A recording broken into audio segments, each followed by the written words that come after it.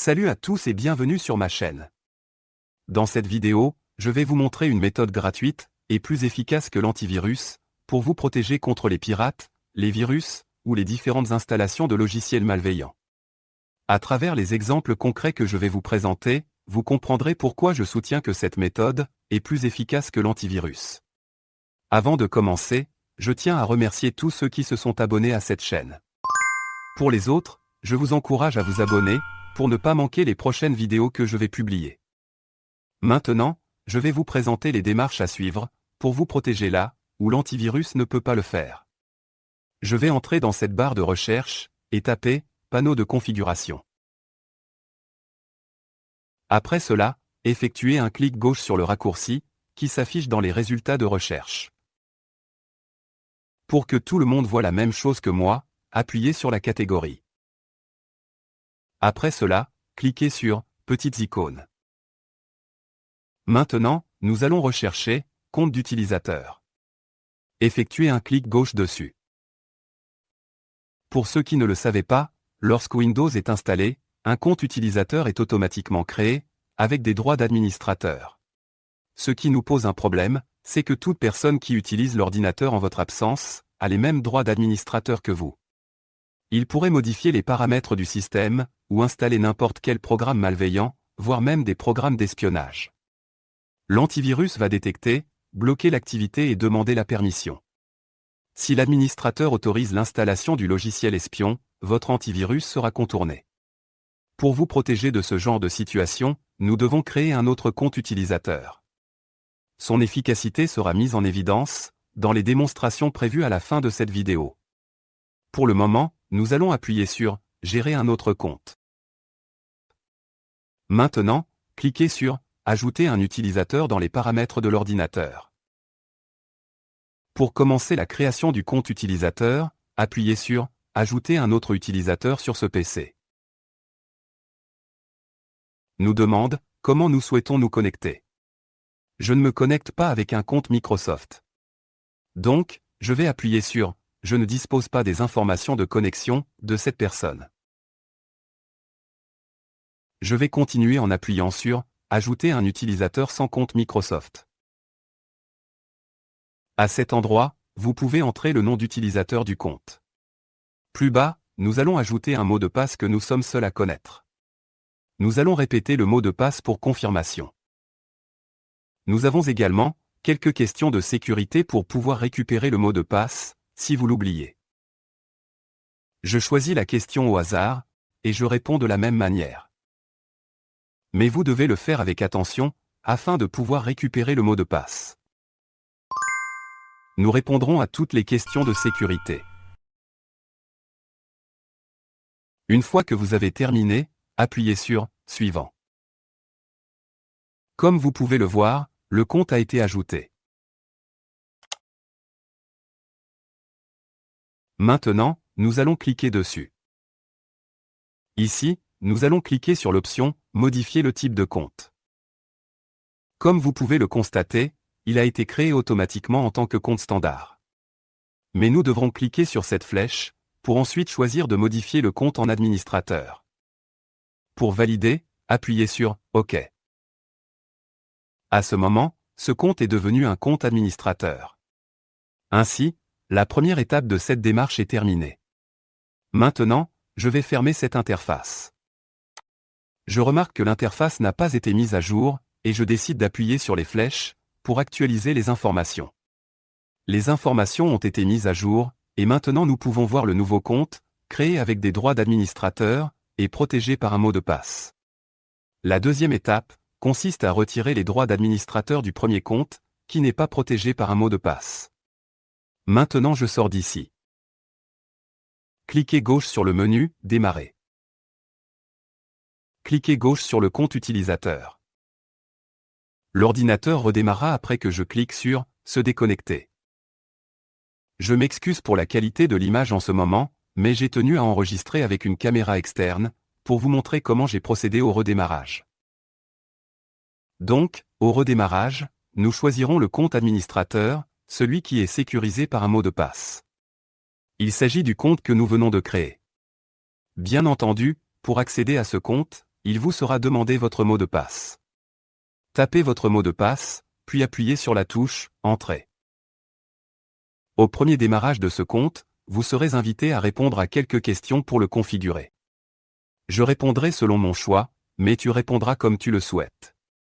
Je ne veux pas que Microsoft utilise ma localisation, donc je clique sur l'option « Non ».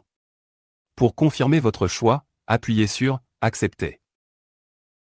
Je ne souhaite pas que mon appareil soit localisé, donc je choisis « Non ». Pour valider le choix fait, appuyez sur « Accepter ». Pour transmettre un diagnostic à Microsoft, vous devez choisir entre les deux possibilités. Alors, je vais choisir d'envoyer les données de diagnostic obligatoires. Après cela, je vais appuyer sur Accepter. Je n'ai pas l'intention d'améliorer l'écriture manuscrite, donc je choisis Non. Pour valider votre choix, appuyez sur Accepter. Je ne veux pas avoir une expérience personnalisée, donc je sélectionne Non. Je valide la réponse et j'appuie sur Accepter. Je ne permets pas aux applications d'utiliser l'identifiant publicitaire. Donc, je choisis Non. Pour valider votre choix, appuyez sur Accepter. Après la configuration, le compte utilisateur s'ouvrira, comme on peut le voir. Pour vous montrer, je vais cliquer gauche sur le menu Démarrer. Maintenant, je clique sur cette image, et vous pouvez voir que je suis sur le compte que je viens de créer. Afin de vous présenter une image plus nette, je reviens à ce que mon ordinateur a enregistré. Pour garantir que la mesure de sécurité soit efficace, il est essentiel de retirer les privilèges d'administrateur du compte secondaire. Pour accomplir cela, nous allons de nouveau accéder au panneau de configuration. Nous entrons dans la catégorie. Cliquez sur la petite icône.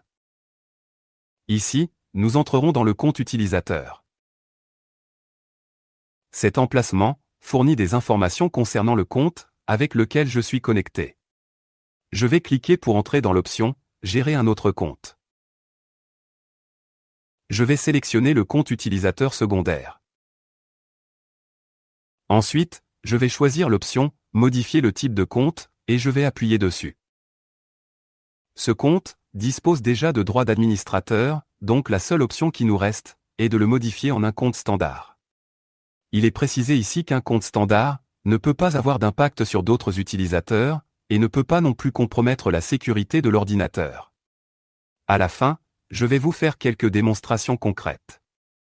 Pour que les changements prennent effet, il suffit de cliquer sur « Modifier le type de compte ». Maintenant, le compte n'a plus les privilèges d'administrateur. Il est passé à un compte local, ce qui signifie un compte standard. Je vais cliquer sur cette flèche pour voir un aperçu des deux comptes. À présent, j'ai un compte administrateur protégé par un mot de passe, que moi seul connais. J'ai également un compte local, et je vais vous faire quelques démonstrations afin de vous montrer à quel point cela est essentiel pour la sécurité de mon ordinateur. Pour effectuer les démonstrations, je vais me connecter sur le compte utilisateur, qui n'a pas de privilège d'administrateur. Avant de cliquer sur « Me déconnecter », je dois sauvegarder l'enregistrement. Je reviendrai après le redémarrage. Je suis de retour après avoir redémarré, et je veux vous montrer sur quel compte je me suis connecté. Pour montrer que cette mesure de sécurité fonctionne bien, je reprends la démarche pour pouvoir accéder à des paramètres système, qui ne peuvent être configurés que par un compte administrateur. On est sur un compte local sans avoir les droits d'administrateur, cela est bien évident. Si quelqu'un essaie de changer un réglage du système protégé par ce bouclier, pendant notre absence, il sera bloqué. Je vais cliquer dessus pour que vous puissiez observer ce qui se passe. L'enregistrement a été interrompu, mais j'ai pris une capture d'écran, avec une caméra externe pour vous montrer. Voici ce que j'ai vu à l'écran lorsque j'ai appuyé dessus. Sur l'interface de contrôle du compte utilisateur, une demande d'autorisation est en cours. Seul un compte administrateur peut accorder cette permission. Comme je suis le seul à connaître ce mot de passe, aucune modification ne peut être effectuée sans mon accord. Dans l'exemple qui va suivre, vous remarquerez qu'aucune installation n'est possible sans l'autorisation du compte administrateur. C'est-à-dire, la vôtre. Après avoir téléchargé le logiciel, je vais le lancer, en cliquant dessus. L'enregistrement a été interrompu, mais sur cette photo, vous pouvez voir ce qui était affiché à l'écran. Le programme est actuellement en attente de confirmation du mot de passe. Si cette mesure de sécurité n'avait pas été mise en œuvre, quelqu'un aurait pu l'installer pendant notre absence. Quels sont les avantages de cette méthode par rapport à l'antivirus? Même si l'antivirus détecte la menace, si l'utilisateur du compte autorise l'installation d'un logiciel espion en notre absence, l'antivirus respectera sa décision. Maintenant, nous avons l'avantage d'être les seuls à connaître ce mot de passe. Ainsi, toute tentative d'installation ou de modification sur notre ordinateur sera impossible sans notre accord. Avez-vous trouvé cette vidéo intéressante? Si oui, cliquez sur le pouce vers le haut. Je continuerai à partager des vidéos intéressantes, alors assurez-vous de vous abonner, pour ne rien manquer. Merci de regarder, et à bientôt dans mes prochaines vidéos.